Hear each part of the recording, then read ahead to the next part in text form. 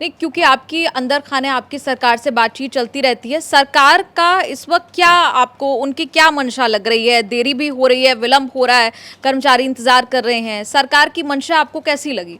देखिए, सरकार की मंशा कुछ भी हो, मैं ये नहीं जानता हूँ, लेकिन मुझे ये मालूम है कि जो कर्मचारियों को वेतन आयोग है वो 1 जनवरी 2006 से 26 से इनको देना ही पड़ेगा।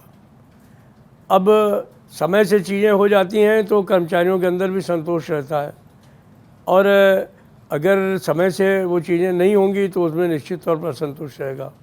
7वें वेतन आयोग ने अपनी रिपोर्ट समय से दे दी थी, तो उससे लोगों के अंदर काफ़ी संतोष रहा। ऐसे ही 6ठे वेतन आयोग को बेस्ट वेतन आयोग मानते हैं हमारे सरकारी कर्मचारी, उसने भी अपना रिपोर्ट समय से दिया तो लोग काफ़ी वो हुए। 5वें वेतन आयोग में विलम्ब हुआ तो लोगों के अंदर आक्रोश हुआ था। तो ये अगर समय से चीज़ें हो जाती हैं तो कर्मचारियों में एक उत्साह रहता है, और अगर संतुष्ट कर्मचारी जो है वो सबसे अच्छा प्रतिफल देने को तैयार रहता है, प्रोडक्टिविटी भी ज़्यादा करता है, उसके दिमाग में टेंशन भी नहीं रहते हैं। हर आदमी चाहता है भाई 10 साल के बाद में वेतनमान बदल रहे हैं तो हमको 10 साल के बाद में हमारी सुविधाएं मिलनी चाहिए, अलाउंसेस मिलने चाहिए, हमारी तनख्वाह बढ़नी चाहिए, और उसमें जब विलम्ब होता है तो बड़ा नेचुरल है कि लोगों को का होता है। लेकिन हम एक बात जानते हैं कि सरकार को देर आए दुरुस्त आए, इनको 1 जनवरी 2026 से तो वेतन आयोग लागू ही करना पड़ेगा, और उसके लिए वो प्रतिबद्ध भी हैं। आपने, आपकी जो पूरी बातचीत से समझ में आया कि करीब 1 महीने बाद ये नोटिफाई किया जा सकता है हाँ, सरकार की तरफ से। अंदर खाने बातचीत आपको समझ में आ रही है? डिफरेंट स्टेजेज पर जो हम लोगों की बातचीत होती है ब्यूरोक्रेसी में, इवन हाईएस्ट लेवल पर, तो उनके बातचीत के अंदाज से ऐसा लगता है कि ये लोग सारे प्रिपेयर्ड हैं इन सब चीज़ों को के लिए। बस एक चेयरमैन और एक ब्यूरोक्रेट का मामला तय हो जाए तो ये इमीडिएटली इसकी घोषणा हो सकती है। जी। अच्छा, लेकिन सवाल ये भी है ना कि अगर मान लीजिए हाइपोथेटिकली नोटिफाई हो भी जाता है 1 महीने बाद, उसके आगे की प्रक्रिया कितनी लंबी है और कितना वक्त लगेगा? क्योंकि लोगों को तो यही जानना है कि उनकी जेब में पैसा कब आएगा, इम्प्लीमेंटेशन आखिरकार कब तक होगा। स्टेजेस, अगर आप पूरी प्रक्रिया बता पाएँ, नोटिफाई होने के बाद की प्रक्रिया क्या रहती है? यदि अगर आप मेरे से पूछें और कोई मुझे काम करने का मौका दे तो ये रिपोर्ट जो है वो 2 महीने के अंदर आ सकती है। आ सकती है? जी हाँ, बिल्कुल आ सकती है, लेकिन ये इसलिए नहीं आती है कि ये दुनिया भर के लोगों से उनके मेमोरेंडम मांगते हैं, फिर उनका परीक्षण करते हैं, फिर उनका एविडेंस कराते हैं।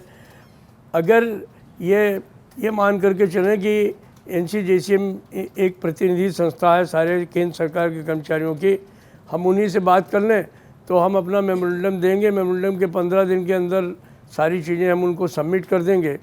और भी लोगों का अगर मंगवाना है इनको तो वो ऑनलाइन मंगवाया जा सकता है। आज के ज़माने में इतना डिजिटलाइजेशन बढ़ गया है कि अब वो परिस्थिति नहीं है कि हर चीज़ जो है वो आपको जो है वो अवेलेबल है, तो उसमें कोई ऐसी बात नहीं किया जा सकता। दूसरा जो सबसे बड़ी बात हम लोगों ने इतने सालों में 4थे पे कमीशन में, 5वें पे कमीशन में, 6ठे पे कमीशन में और इवन 7वें पे कमीशन में देखी कि ये जो पे कमीशन जो है वो पे कमीशन के बहाने जो है पूरे देश का दौरा शुरू कर देता है कि अभी एक सिटिंग यहाँ करेगा, पर दूसरी बंगलोर में करेगा, तीसरी जो है वो गुवाहाटी में करेगा, चौथी कलकत्ते में करेगा।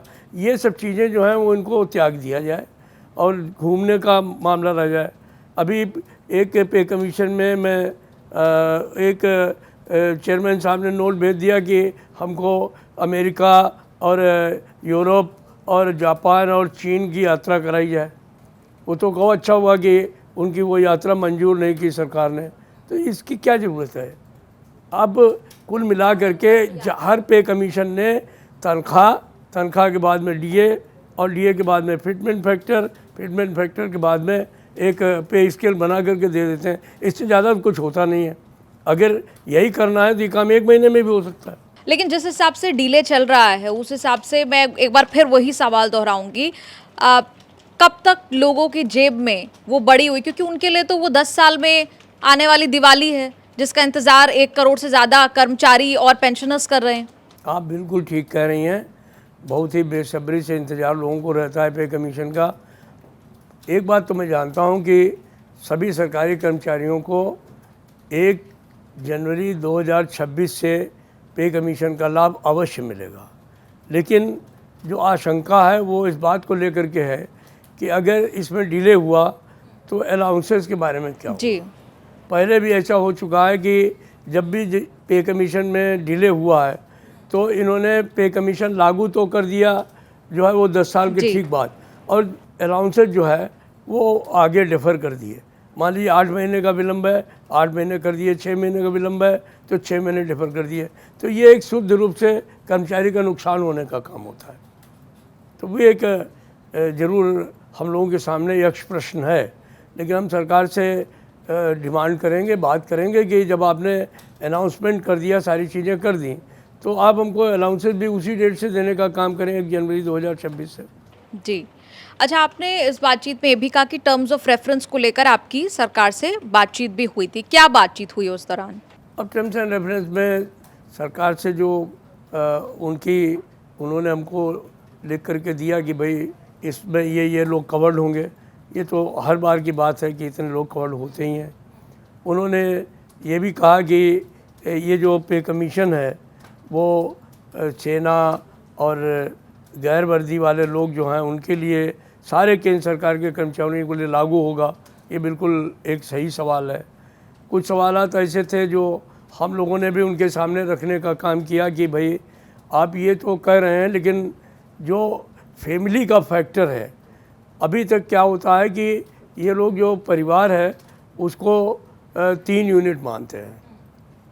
एक तो अगर आप नौकरी करते हैं तो आप हैं, फिर आधा यूनिट जो है वो आपका जो है वो वाइफ है, और अगर 2 बच्चे हैं आपके तो वो 25% मान लिए जाते हैं। तो यानी अगर आपके 2 मियाँ बीवी और 2 बच्चे हैं तो उनको मिला करके 3 यूनिट मानते हैं ये परिवार को। हमारा इस बात पे बहुत झगड़ा है। हम ये कह रहे हैं कि अगर माँ बाप जिंदा हैं तो वो कहाँ जाएंगे? तो ये एक ऐसा है कि इस सवाल को लेकर के काफ़ी हमारा उनका द्वंद्व है।